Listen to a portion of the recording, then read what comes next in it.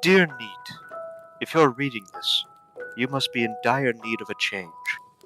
The same thing happened to me long ago. I'd lost sight of what mattered most in life.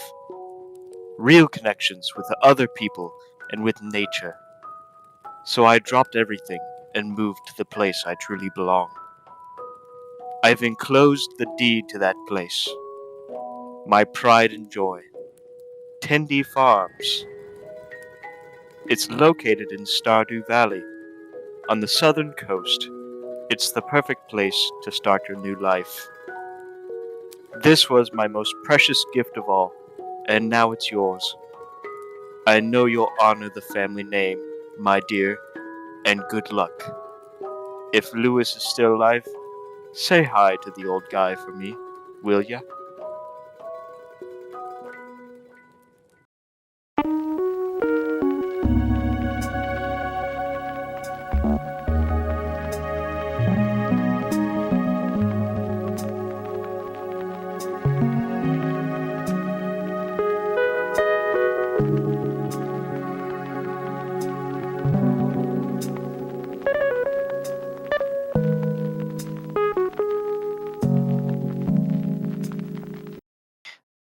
I wanted to ask you, did you hear about the guy who got crushed in the chickpea factory? No.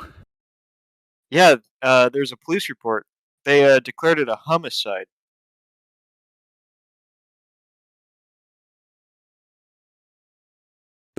You can't see the face I'm making right now.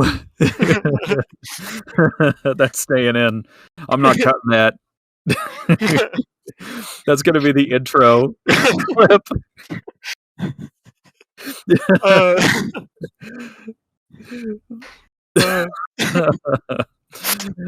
Okay. Good evening, everyone, and welcome to the NEETwork, the podcast for all things NEET. I'm Theo, and with me, as always, is my friend Dexter. Hello, everybody.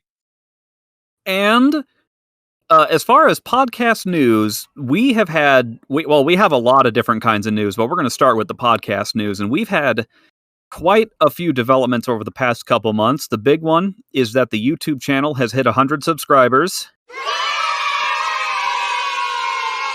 And as always, we got to thank you. We're just a 10th of the way to the big 1K.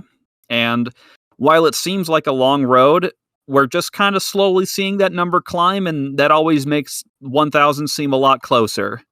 It's really exciting to finally hit 100. I never would have suspected this to happen, Theo. Yeah, we're just some dumb podcast, and it's also like our first time kind of doing social media type stuff, and you never expect to get this much attention with your first attempt. So it's really cool seeing that people want to listen to the podcast.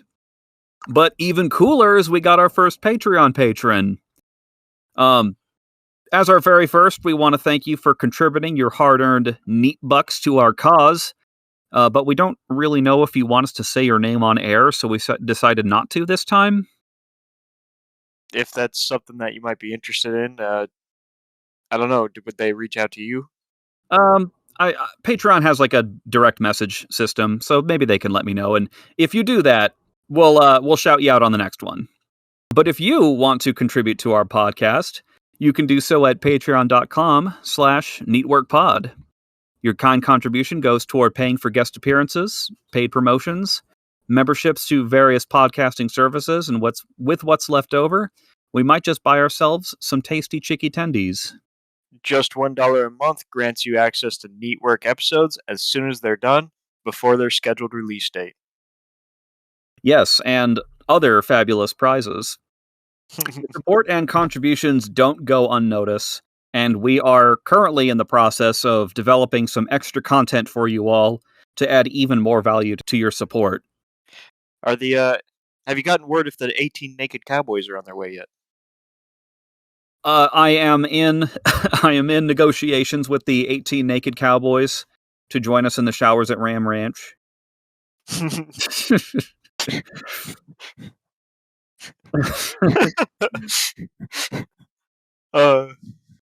But the free acts of support are every bit as valuable as the ones contributing money. And if you're listening on Podbean or any other fine podcasting service, leave a like and consider downloading the episode. If you're listening to us on YouTube, you can like, subscribe, and leave a comment to help out the algorithm. I know you've heard it 1,000 times before, but it only takes a moment, and you're helping out a lot more than you think. All right. Well, if that covers all the podcast news, I guess we should start talking about just general happenings and NEET news. Yeah, there's been a lot since the last recording. It's not necessarily always the last episode. We have kind of a funny workflow here. Labor shortage is now leading to drastic measures in some areas, such as corporations pretty much arguing to bring back child labor, but they still refuse to pay higher wages or treat workers any better. What? Lower than 16-year-olds? It might be lower than 16. I was thinking, when I read the news, I think it was lower than 18, but essentially what they're doing is in Wisconsin and probably a couple other states, they are considering extending the working hours of minors to the same hours as someone who is of legal age to work for full hours. I'm surprised it's gotten this bad. I'm disappointed, but not surprised. What our job has done is raise the minimum, starting pay. Yeah. And a lot of corpos aren't doing that. They don't take any steps to actually retain the workers they do have. They just create more unfair laws. That's unfortunate. I started at $9 an hour to pay for my gas to go to school. Youch. And work. Mm. I work to pay for my gas to go to work. Oh, that is rough. You have to work to pay for the expenses of going to work. It's fucking ridiculous. Speaking of ridiculous, it feels like gas prices have gone crazy again. I don't do that much driving, so it's not like I have noticed, not to mention my truck rather is kind of a gas guzzler anyway. I do notice that I am regularly paying more than $60 for gas whenever I go, but my commute is a 10-minute trip to where I work, so I don't really buy gas more than once a month. Yeah, I only buy gas once a month too. Even 2 months. I drive 5 minutes to work. Right. I gotta imagine all of the normies, all the working normies who have half-hour commutes. Yeah, big city commutes. Big what commutes? Big city commutes. Big city. I heard a different word. Big city commutes. Yeah, commutes into the very crowded traffic cities. Even just the money it would take to go buy groceries. It just seems like when you work a full-time job, 90% of your free time is just preparing to go back to that full-time job.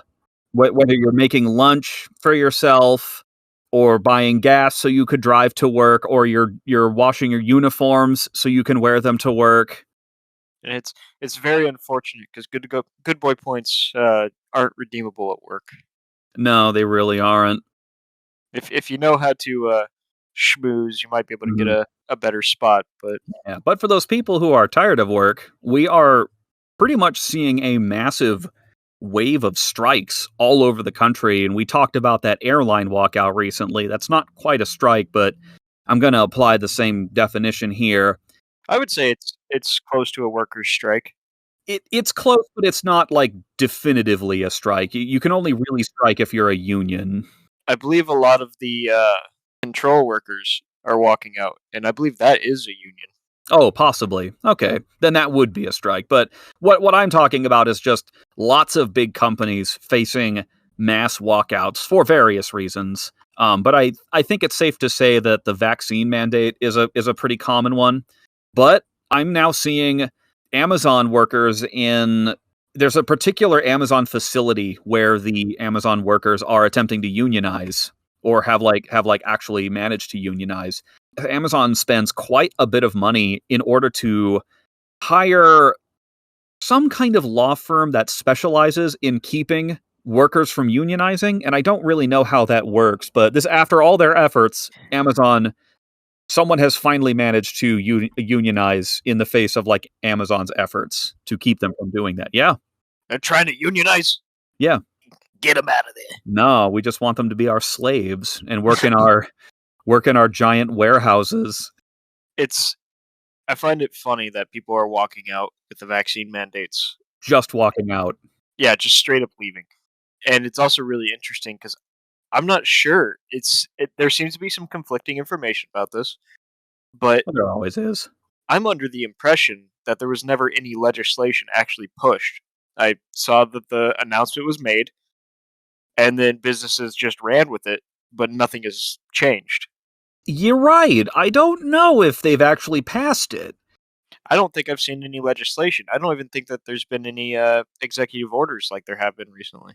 Possibly, but I've also heard, like, say, I think it's Florida, definitely yes, but Texas is also, or at least I think Texas is resisting the vax mandate, but I've also never heard of it actually passing through the system.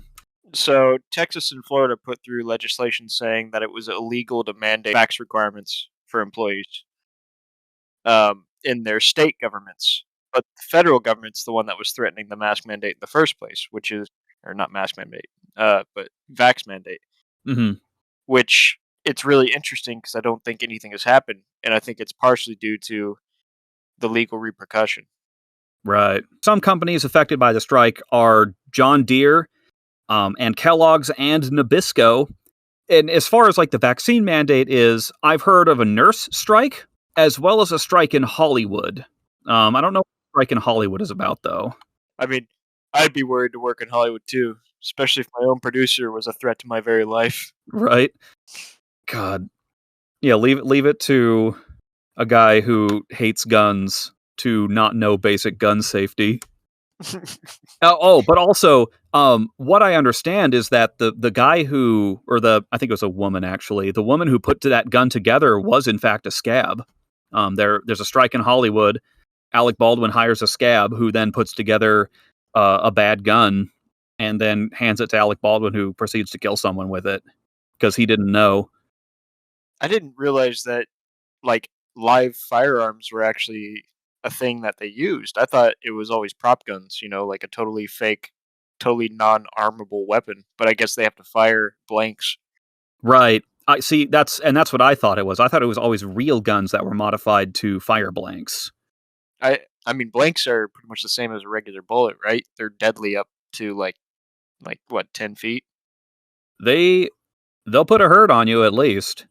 I believe they're deadly up to like 5 or 10 feet. Okay. I've heard of this month being called Striketober, but I've also heard it being called the Great Resignation. It's like the Depression 2 Electric Boogaloo, and then the subtitle is the Great Resignation. I kind of like that name. It flows nicely. Yeah. It makes it sound more epic than it actually is. And something like this is kind of happening at my own place of work, and it's not exactly that we've had a mass walk-off, but many of the guys at my workplace are just kind of slowly quitting one by one.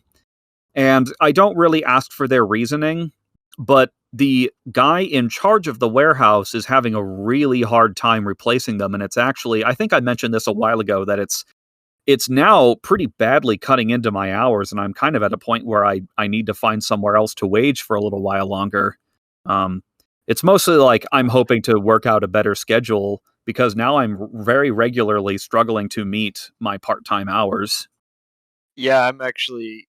So this is something that I've mentioned at a couple of podcasts, but our company has also been kind of struggling for a while. We've been slowly hemorrhaging employees over to the point where we're like, our managers really can't get any of their management duties done because they have to go down to the floor and do their own, or do, non-managerial duties all the time. Mm-hmm. Which, I mean, it's good that they're experiencing the stuff on the floor with their employees, but it also puts a real stall on administrative duties, which is a little bit closer to what I do. And so I've kind of become that Chad time thief character. Who, You go to work and get paid to do nothing, basically.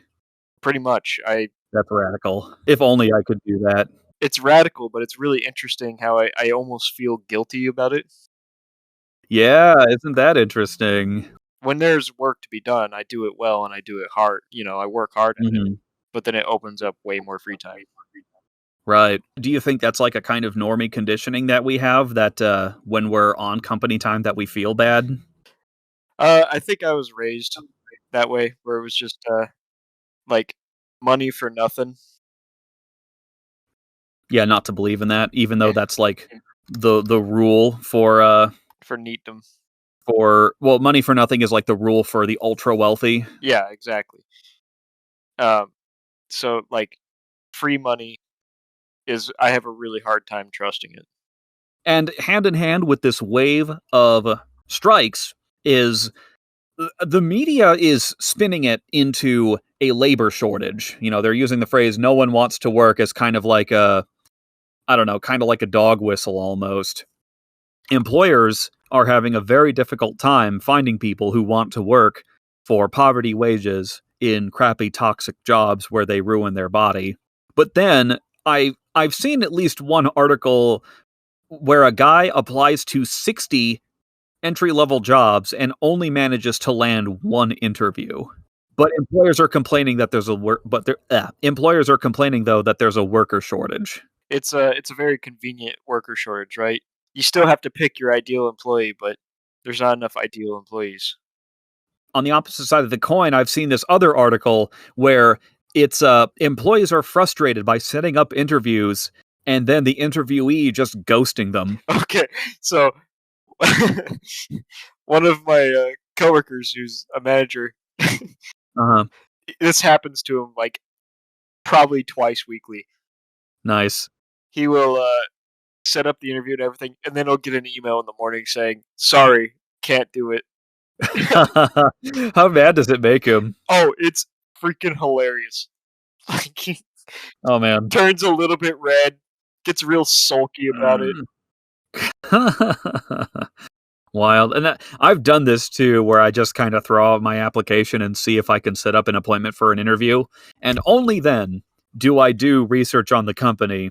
And if I don't like what I see, I just ghost.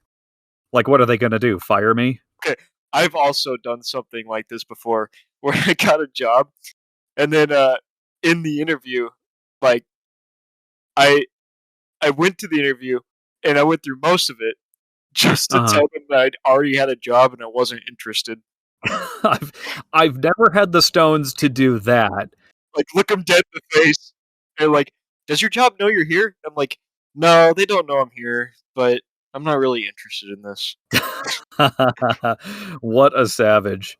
I almost did that one time where I had a job with, or I had the interview with my current job, and then I had another interview with another job later that day, but I had done the research and found out it was a crappy job to work for, so I just ghosted, and the guy like tried for the next week to get a hold of me.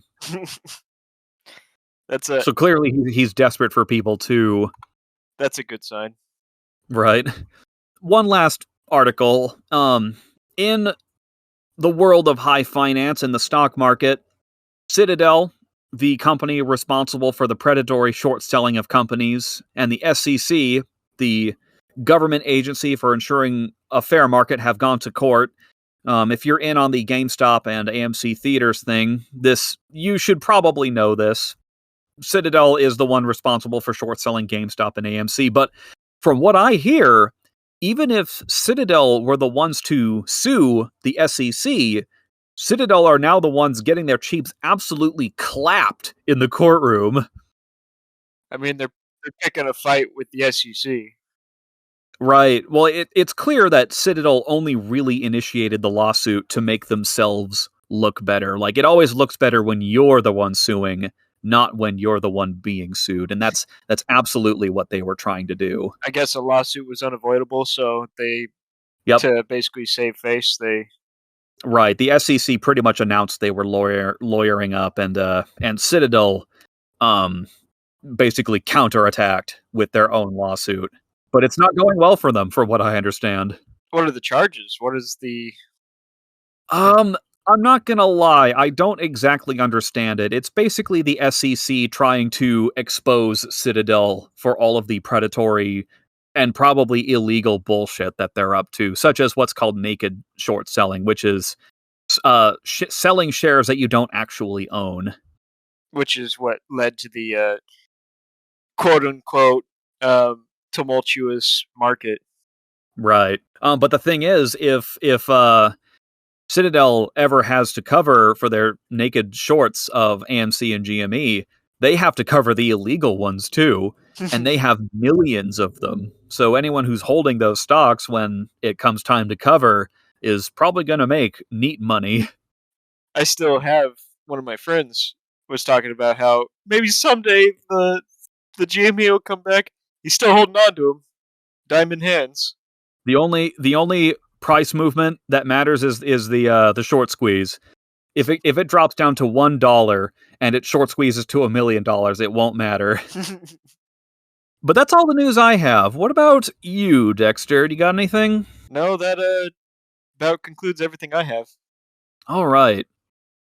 I think let's begin the episode with the subject of the evening. And this time, we begin a series on NEETs who have achieved fame and fortune in their NEET life, and in doing so, got to continue being a NEET. We did this kind of a while ago with Chris Chan, and while characters like Chris Chan are very interesting and are often themselves NEETs, I don't think it's the best idea to distinguish NEETs whose lives are train wrecks. Situations like Chris Chan, I think partially the reason why they're a NEET is because no one wants the baggage of hiring them. I'm sure if Chris Chan tried to search for a job, that would be the case, but he doesn't do that. That is true. But I do believe, I mean, granted, he doesn't want one, but Right. I do believe.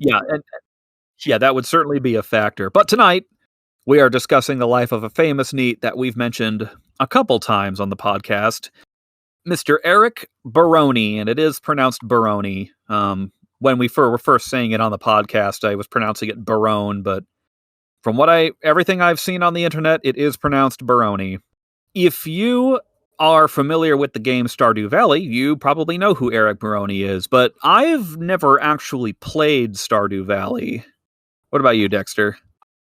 I love Stardew Valley. I put so many hours in it, and it brings back these very nostalgic memories of Friends of Mineral Town for me, Harvest Moon.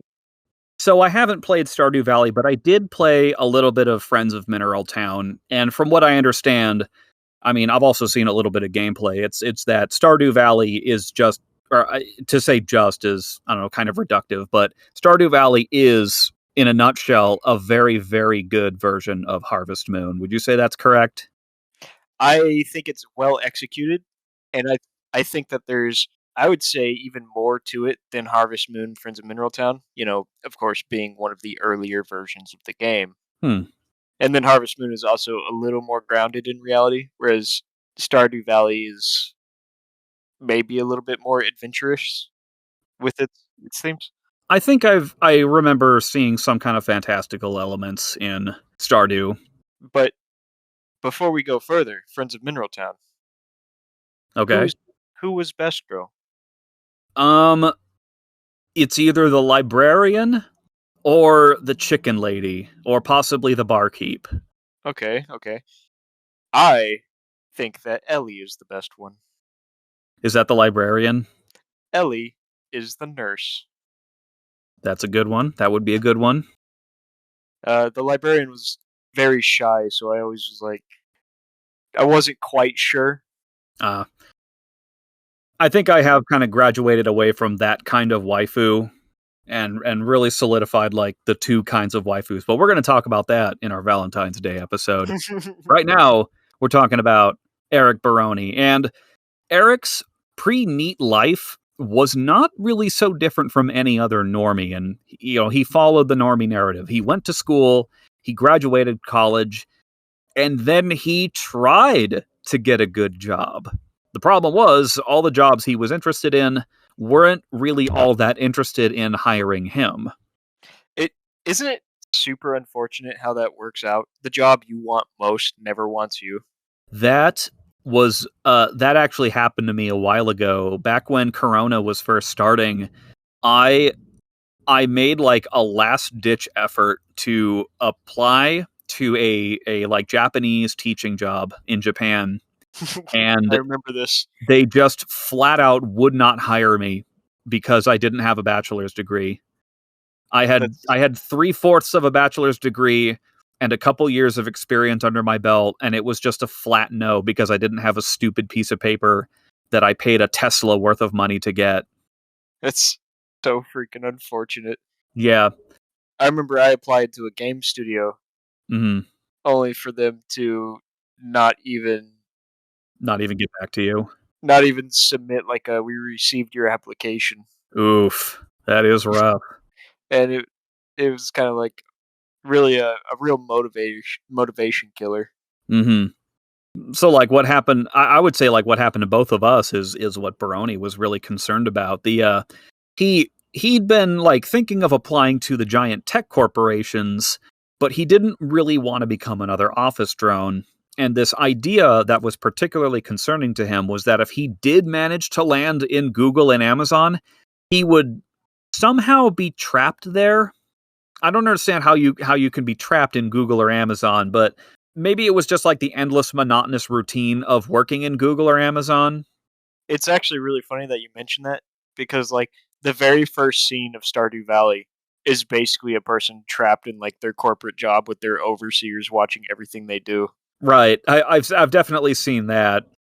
And this is a pretty interesting thing about Barone, where it seems like he was going to follow the path of the normie, but then there's this kind of candlelight, a flicker of a neat idea in the back of his mind, telling him that he would be better off without all of this employment nonsense. That's the birth of a NEET. That's the whispers of the NEET god. The dark whispers of Pepe. Dark whispers of Pepe, the NEET god. I gotta wonder, like, do you think someone is kind of born with that, or do you think it's something that they develop? I think it's learned. In like Alcoholics Anonymous type organizations, there's this moment of clarity, they call it, where you realize that your addiction is ruining your life and you decide to go seek help. And I wonder if such a thing is necessary for other working normies to happen, that they have to have a moment of clarity. I don't know the trigger for other people, but I know for me, when those thoughts of like just quitting are the strongest, is of course when like something doesn't go the way I wanted to, and it kills like my motivation on something. There's definitely that. When a project that I've been working really hard on just kind of gets like the kibosh. Oh yeah. Before like anything could happen. Like it was futile. Exactly. All this work they told you to do that was very important just ended up being futile. Exactly. And that's probably what Barone's life would have been had he chosen to become an office drone. There's not really a lot to say about Eric's pre-NEET life, but it's during this time where he conceived the idea to work on his own video game. And so, in lieu of finding a traditional job, with no studio, deadline, or fixed development period, Eric sets to creating his magnum opus, and that magnum opus would eventually become Stardew Valley. What a game it is. Yeah? Yeah, you should play it with me sometime. I did just buy it. I was intending to play it a little bit before actually recording the episode, so I'd know a little better what I was talking about. But I made a mistake in playing Fallout 4 instead. Well, and today I uninstalled Fallout 4 because I was having trouble with one of the quests because it absolutely refused to work. Well, you know what? We can be a couple of cowboys in our ranch. We can be. You're just really on this Ram Ranch thing right now, aren't you? Yes. A couple of. I mean, it's fitting for the episode, is it not? Yeah. Run away and start your own ranch. All the male romance interests. Yeah, just be a couple of naked cowboys. Yeah. On the ranch. What if we kissed under the horse stables? Haha, JK. Unless. You sure are hung, Luke. You sure are hung.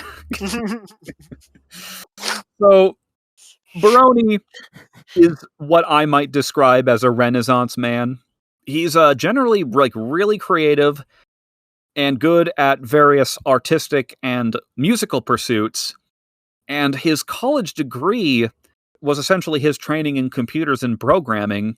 So Barone pretty much had all the skills he needed to make a game all by himself.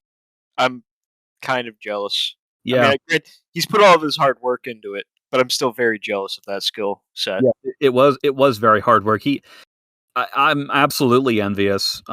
Making my own video game has always been like a lifelong dream of mine, but I was always told by like the normie adults of my life that you would never manage it because it's not a real career. Video games are a passing fad, I was told. They won't catch on. And so you never invested the time or the effort into it. Right. I never bothered pursuing it because, as I've said before, I was a pretty obedient kid. I generally listened to the adults in my life. Because they know what they're talking about, right?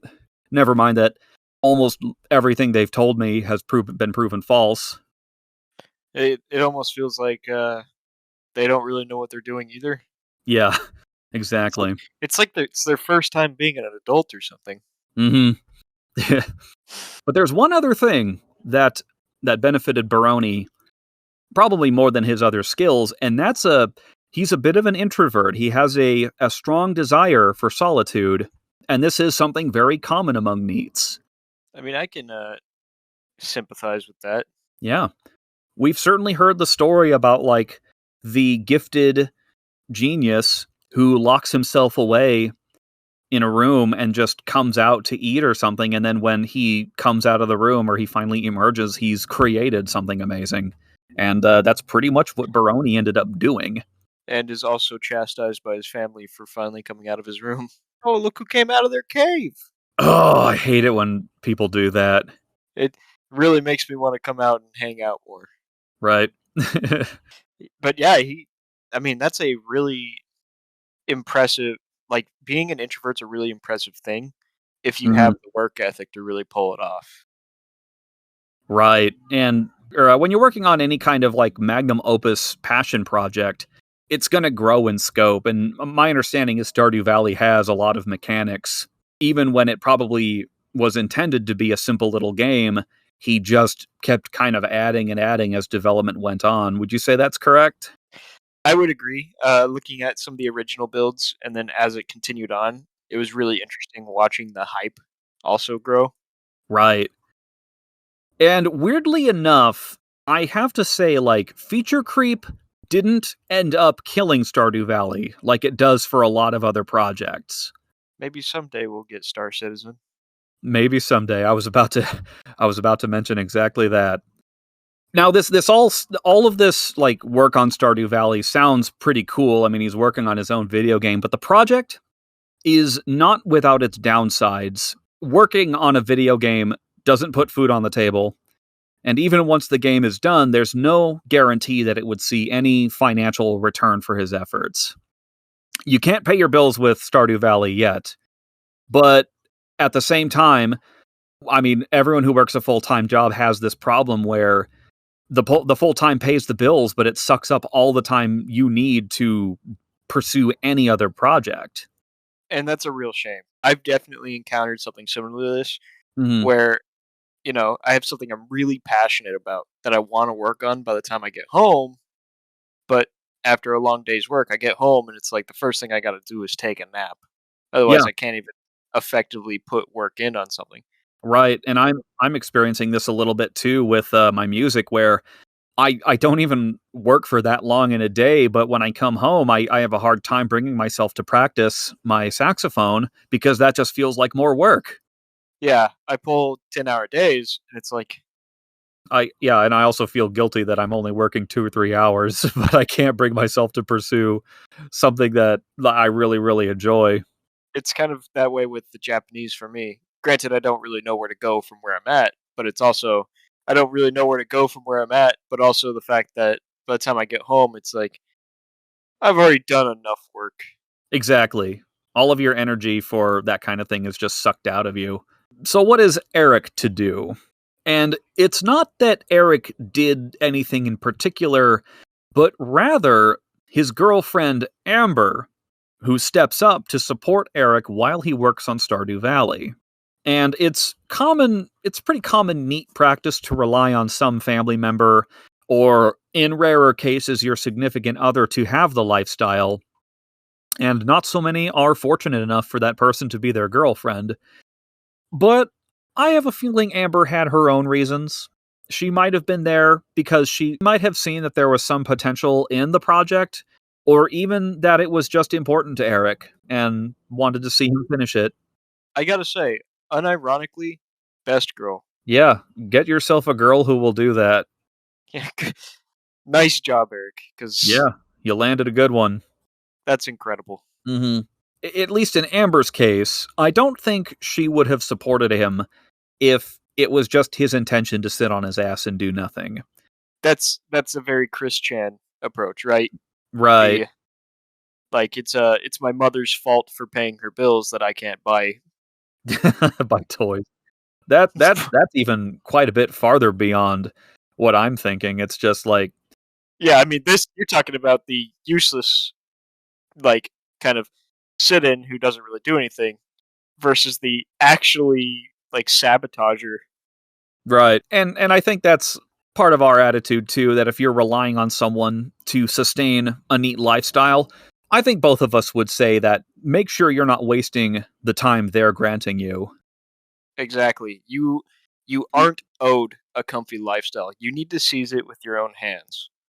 Mm-hmm. Again, I said this earlier, but I can't trust something given to me for no reason. Well, we all like it's both ways, isn't it? We don't owe society our labor, but at the same time, we're not owed the comfy, neat life. Eric was definitely not wasting his time. It's hard to say he was really a NEET because he was working his ass off to make this game. And from what I understand, it was a regular occurrence to work 10 hours in a day. Now, I know that in some bigger studios, there's something called crunch time, Yeah. which is like people are just working nonstop until it's done. And I wouldn't be surprised if he, towards the end of his like development period, was spending close to 20 hours, working on it at a time just to get it done. Granted, it could be different for indie devs like Eric who have their own schedule. Right. Well, is a 20-hour crunch time day standard in the video game industry?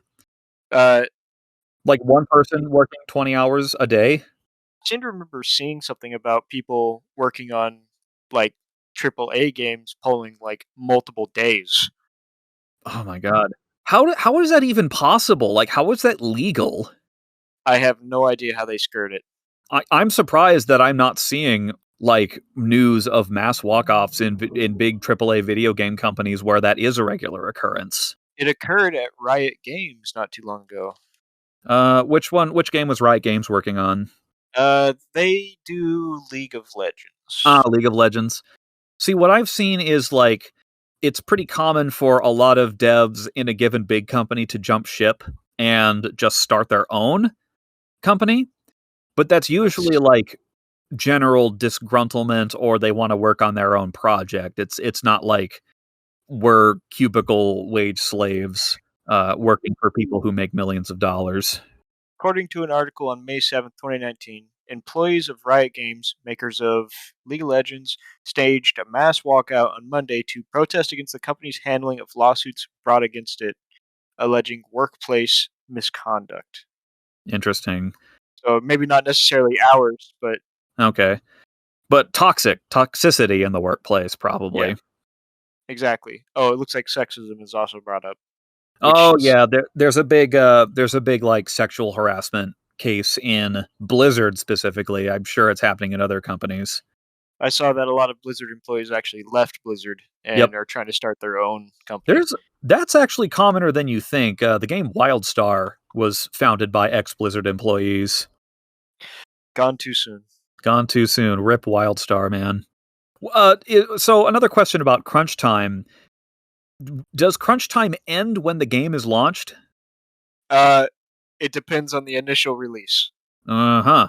So crunch time is basically like, okay, we're a little behind schedule and it's releasing like at midnight, so we really need to push it out. Okay. If it isn't finished yet, crunch time continues. If the bugs are super nasty, everyone gets like an 8-hour nap, and then they're back at it. Ouch. My God. And if the bugs are game-breaking, crunch time continues. Mm-hmm. So, in Barone's case, when he finally launched Stardew Valley, the work wasn't finished. The release really is like the real test of the game's performance, and players absolutely, like, when I say ripped apart, I mean that in like a positive way, if that makes sense. They found every bug that they could and reported it to Eric. It wasn't like normally when you see a game get ripped apart, it's a very negative thing, but it was actually like a big community of people who came together to make this game work. I think that's partially to blame to Eric's genre that he built for. Stardew Valley is a lot like Harvest Moon. A lot of the Harvest Moon people just want the cozy farm simulator, right? Yeah. Farmstead maker. Uh-huh. And I also think it's really important. Positive feedback makes better results than negative feedback. Absolutely. And I also want to commend Eric on the fact that, he knew that he didn't release a perfect product at the start, which then he was able to keep polishing and polishing. He didn't just call it done. He kept working on it until it was, this record-breaking masterpiece. And that's very cool. Yeah. I don't know how common this is, but it does seem like a lot of games get released, and then when people complain about it, it's just like, oh, don't like it, don't play it. That kind of attitude.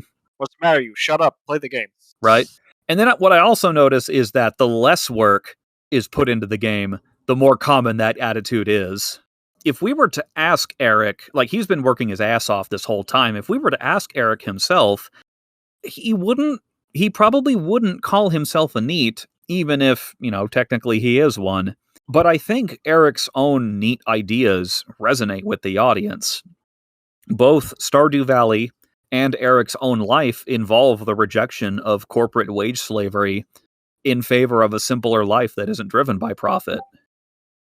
Yeah, that is one of the themes in Stardew Valley, where the progression of the game gives you two choices, right? You can go down the corporate route, or you can go down the cozy town route. Okay. How does that work exactly? Are you like fighting against the corporation or working with them? So the corporation that moves into town, if you want to go the corporate route, you basically start sending massive amounts of money to this corporation, then everything kind of gets built in like the gray boxy style of Oof. corporate buildings. Yeah, those really ugly. Yeah, or you could go and do the town hall quests, and then everything gets kind of restored to a cozy town vibe. Interesting. The good end, of course, is the cozy town, technically speaking. I would think so, yeah. How difficult is it to get the good ending as opposed to the bad ending? I wouldn't say it's difficult. I would say that it's more time consuming. It's tedious. I imagine it to be like, with the corporation ending, you're sending them ridiculous amounts of money. And money is fairly easy to make, but with the cozy town ending, it's many different resources that need gathering. And so you actually end up experiencing more of the game that way. Yeah, you're collecting all kinds of items from every season of the game, which means if you miss something the first season, you have to play that season all the way through the game to that season again to get it. Oh, wow. And there's no time limit to worry about, I'm guessing. Not really. Okay. After like 3 years, you kind of get like a progress update. Okay. The corporation won't take over the town if you spend too long working on the town hall. No. Okay. Cozy. Nice and cozy. It only takes over if you give it money. Okay. Right. Just like a real corporation. Exactly. Don't feed the beast. But yeah, oddly enough, profit is exactly what happened to Eric and Amber. Their game ended up being ridiculously popular, and what I understand is they became millionaires in a matter of weeks. I'm pretty sure it made 8 million on release. My God. And it's up to 15 million in revenue right now. My God. That is a massive payoff, and I think Amber deserves it. Yeah, absolutely. And Eric too, of course, but well, I mean, They did both work really hard in their own way to make it happen, and I bet you they're happy they did it now. I would be off the walls if that happened to some. Just going absolutely wild. Exactly. So, what do you take away from Barone's story, Dexter? I want to say follow your dreams. It and that's such a cheesy line because, I mean, a lot of times dreams are not profitable. A lot of times people don't know how to profit off their dreams. Right. It really is a kind of a meme almost. I was going to say a lot of it is just like a platitude that you're told, and basically what they mean is just they pretty much say follow the normie life path. Get a degree in something you're interested in. They don't really tell you to pursue it so much as they tell you to go to school for it. And like you said, that's the tricky part of following your dreams is figuring out how to make a living. But How to monetize it. right, and I've always said like people are making money doing all kinds of crazy stuff right now. There's a professional caveman on YouTube. Hey, he works very hard. All of the adults in my life have told me that like you're never going to make money doing that, so why even bother? Only for 20 years later, people are becoming literal millionaires doing it, including playing video games. Not just making video games, but playing video games. And I think it's really important to talk in the case of Eric Barone. You said this earlier, but I think it's really hard to consider him a NEET because he did technically start his own business with Chucklefish. Was Chucklefish? I don't think Chucklefish was his business. I think it was a publisher he reached out to promote his game. Oh, was it? Right. Yeah, yeah. I believe that he kind of started his own kind of business anyway. I would call him a freelancer. Yeah, he's a self-owned. Yeah, he is a self-owned man. If he never wanted to make another video game his whole life, he absolutely wouldn't have to. But he is still working on video games, and I think including Stardew Valley. I believe it's still getting updates. It's sad to think about like Barone was in the fortunate position of having the skills to actually have followed his dream.